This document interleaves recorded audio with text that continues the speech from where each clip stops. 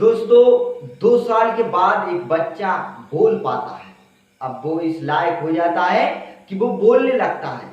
लेकिन उस बच्चे को पूरी उम्र लग जाती है तो उस बच्चे को बोलना क्या है, किसके सामने कैसा बोलना है, किसके सामने बोलना है, किसके सामने नहीं बोलना है। कहते हैं कि ऐसी बानी बोलिए मन का आपा खोए, औरन को जो शीतल करे सो आप भी शीतल होई। देखिए, मैं आपको पहले ये बताऊंगा कि आप इनके सामने तो कभी भी ना बोले। जिंदगी भर आप सुखी रहोगे, कभी भी परेशानियों का सामना नहीं कर पाओगे।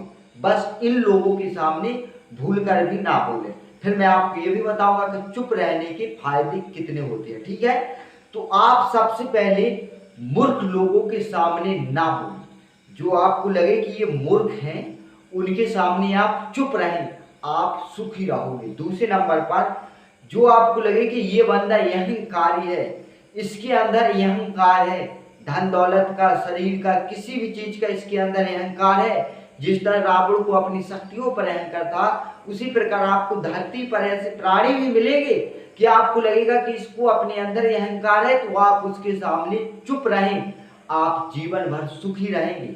तीसरे नंबर पर क्रोधी के सामने आप देखेंगे सामने वाले बंदे को क्रोध है, वो बंदा क्रोधी है, उसके अंदर क्रोध भरा पड़ा है और आप उसके सामने बड़बड़ा रहे हैं, बोल रहे हैं, तो आप ध्यान रखिए क्रोधी के सामने आप चुप रहें, आप सुखी रहोगे, वरना परेशान हो जाओगे। ठीक है। और चौथे नंबर पर सनकी यानी जिद्दी आदमी के सामने भी आप चुप रहें। आपको लगे कि ये बंदा सनकी है, जिद्दी है, तो उसके सामने आपको बस चुप रहना है। इतना ध्यान रख, नहीं तो बाद में पछताओगे। जो आपको लगे कि ये बंदा जिद्दी है, सनकी है, तो उसके सामने आप चुप रहे। ठीक है।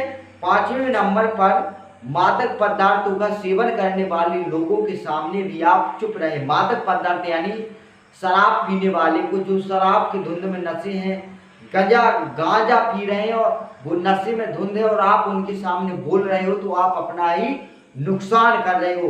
तो जो मादक पदार्थों का सेवन कर रहे हो तो आप उनके सामने भी ना बोलें, आप ही फायदे में रहोगे, जीवन भर सुखी रहोगे। ये बात ध्यान रखें, शराबियों के सामने आप अपना ज्ञान ना दें, जीवन भर सुखी रहोगे। 6 नंबर पर आते हैं डांट खाते समय। आपसे कोई गलती हो गई हो तो आपके जो माता पिता हैं आपको डांट रहे हैं, तो आप डांट खाते समय भी शांत रहें, शांति से डांट सुन ले। ठीक है। फिर बाद में आपके माता पिता का मन शांत हो जाएगा तो वो आपको प्यार से समझा देंगे। लेकिन डांट खाते समय आप शांत रहें, आप खुश रहोगे, आपके माता पिता आपसे बेहद प्रेम करेंगे। लेकिन अगर डांट खाते समय आप अपनी सप्लाई दोगे, आप अपनी अच्छाइयां बताओगे, तो और ज्यादा आपके माता पिता आपसे दुखी हो जाएंगे। इसलिए डांट खाते समय आप शांत रहें, चाहे टीचर हो, चाहे माता पिता हो, कोई भी हो, बस डांट खाते समय आप शांत रहें से। ठीक है। 7 नंबर पर जब आपका मन अशांत हो, मतलब आपका मन आपके मन में ना हो, आप बोलना कुछ चाह रहे हो, बोल कुछ दे रहे हो, मतलब मन आपका अशांत हो, आपका मन शांत ना हो, आपका दिमाग खराब हो और फिर भी आप बोले जा रहे हो, तो देखिए जब आपका दिमाग खराब होता है और आप बोलते हो तो आप ना चाह कर भी कुछ ऐसे शब्द बोल जाओगे, आपके मुंह से कुछ ऐसे शब्द निकल जाएंगे जो सामने वाले बंदे को बेहद ही बुरे लग जाएंगे और वो आपसे दूरियां बना लेगा। इसलिए जब आपका मन बिल्कुल अशांत हो, आपको ऐसा लगे कि यार आज मेरा दिमाग खराब है, आज मेरा मूड खराब है, तो उस दिन आप अपना मुंह बंद रखें। नहीं तो अगर बोलोगे तो ना जाने किन किन लोगों से आपकी बुराई हो जाएगी और फिर बाद में आपको पछताना पड़ेगा। ठीक है। 8 नंबर पर आते हैं जब आपके पास चुगलखोर बैठे हो, यानी चुगली करने वाले लोग बैठे हो और आप बोल रहे हो, तो उस टाइम पर भी आप चुप रहें। समझ रहे हो ना। जब आपके पास चुगलखोर बैठे हो यानी चुगली करने वाले, आपकी बात सुनकर आप जिसकी बात कर रहे हैं वो वहां जाकर उसको बता देंगे, तो वो तो दूर हो जाएंगे और आप में उसमें लड़ाई हो जाएगी। तो इसलिए भी आप चुप रहें। जब आपके बगल में चुगलखोर बैठे हो तो आप शांत रहें, चुप रहें, सुखी रहोगे। ठीक है। बुराई नहीं होगी किसी से। ठीक है। 9वां है जब आप क्रोध में हो। ठीक है। जब क्रोध में हो, ठीक है, गुस्से में हो तब भी आप शांत रहें। गुस्सा हो, कितने भी ज्यादा गुस्सा क्यों ना हो, शांत रहिए, शांत।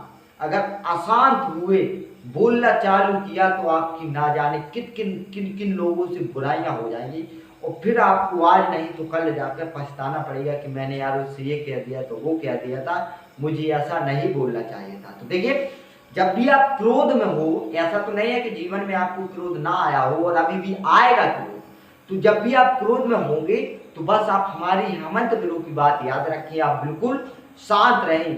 अगर आप अशांत हो गए तो ना जाने किन किन से आपकी बुराई हो जाएगी और बाद में आपको पछताना पड़ेगा। फिर वही कहावत होगी कि आप पछताए क्या जब चिड़िया चुग गई खेत, का वर्षा जब कृषि सुखानी। फिर यही कहानी आपके आप पर अप्लाई होगी। तो क्रोध में आप शांत रहे, सुखी रहोगे, ठीक है।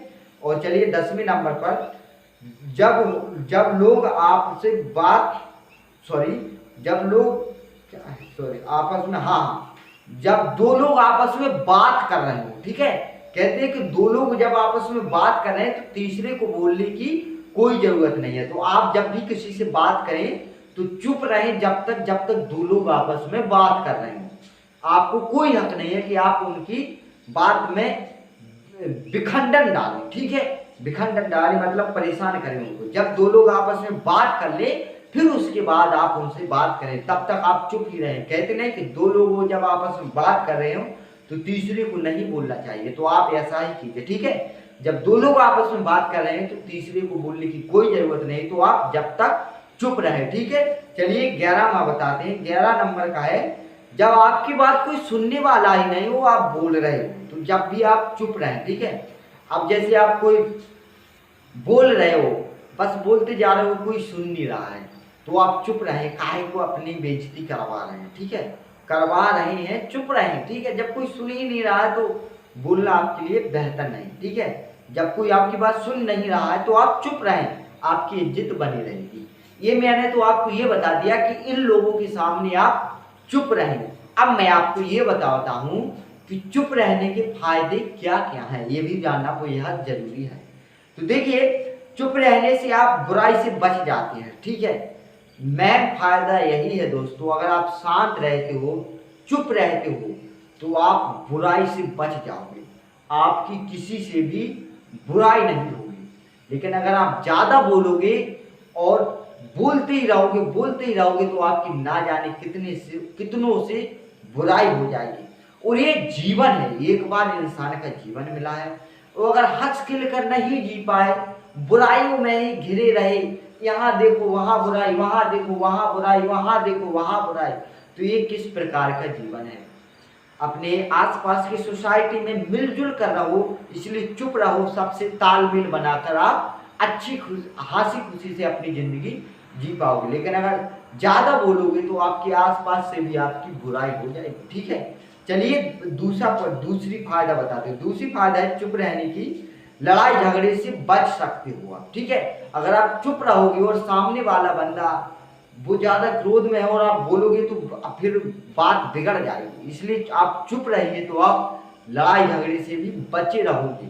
चुप रहिए बस, ठीक है, शांत रहिए। अगर शांत नहीं रहोगे तो लड़ाई झगड़ा तो होना ही जरूरी है, क्योंकि आप समझदार हो और जो बंदा आपसे लड़ने आ रहा है उसे शायद इतना नॉलेज ना हो, इतना ज्ञान ना हो, क्योंकि आप समझदार हो। आपको ये ज्ञान है कि जब सामने वाला बंदा क्रोध में है तो हमें चुप रहना ही पड़ेगा।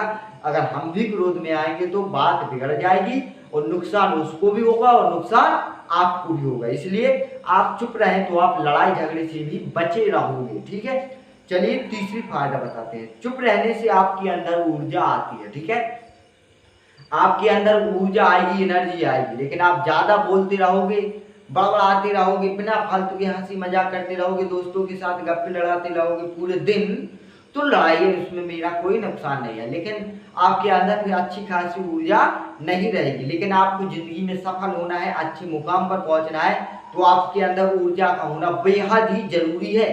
इसलिए अगर ऊर्जा चाहते हो तो चुप रहिए, ज्यादा मत बोलिए, तो आपके अंदर ऊर्जा रहेगी, ठीक है। और पांचवा फायदा है, चुप रहने से आपका दिमाग अच्छी तरह से काम करेगा। और जब आपका दिमाग अच्छी तरह से काम करेगा तो भैया आप अपनी आवाज अपने मन से आप अपनी बात अपने मन से कर पाओगे, अपने दिमाग से कर पाओगे, और दिमाग से आप अपने काम को और बेहतर तरीके से कर पाओगे। जब आप चुप रहोगे तो आपके अंदर एक अच्छी ऊर्जा रहेगी, वो ऊर्जा आपको इतनी शक्ति देगी कि आप अपने काम पर अच्छी तरह से फोकस कर पाओगे। देखिए, काम को करना एक और बात है, लेकिन अच्छी तरह से अपने काम को करना एक और बात है। वो अच्छी तरह से आप अपने काम को तब कर पाएंगे जब आप चुप रहेंगे। चुप रहेंगे तो आपके अंदर एक एनर्जी रहेगी, ऊर्जा रहेगी, वही ऊर्जा आपके दिमाग को शक्ति देगी, और जिससे आप अपने काम को और बेहतर तरीके से कर पाओगे, और आप बहुत जल्दी ही सफल हो जाओगे। ठीक है, चलिए पांचवा, चुप रहने का फायदा।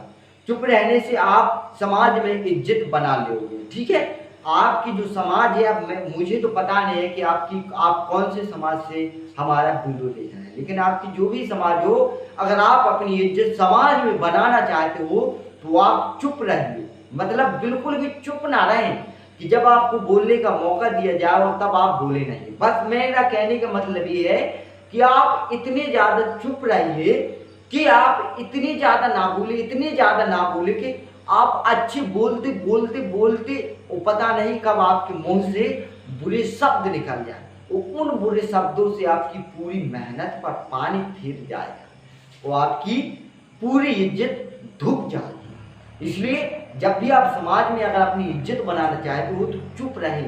मतलब बिल्कुल भी चुप ना रहे, बोले लिमिट का बोले। अगर अनलिमिटेड बोलोगे ना तो पता नहीं कब तुम्हारे मुंह से ऐसे शब्द निकल जाएंगे, और जो शब्द तो सामने वाले तुम्हारे समाज के लोगों को बुरे लगेंगे और तुम्हारी इज्जत मिट्टी में मिल जाएगी। इसलिए अगर अपनी इज्जत बनाना चाहते हो कि हाँ वो बंदा बहुत सही है, बहुत समझदार है, पढ़ा लिखा है, अगर ये सब अपना इज्जत बनाना चाहते हो तो चुप रहे। मतलब बोले उतना ज्यादा ना बोले, बस यही मैं आपसे कहना चाहता था।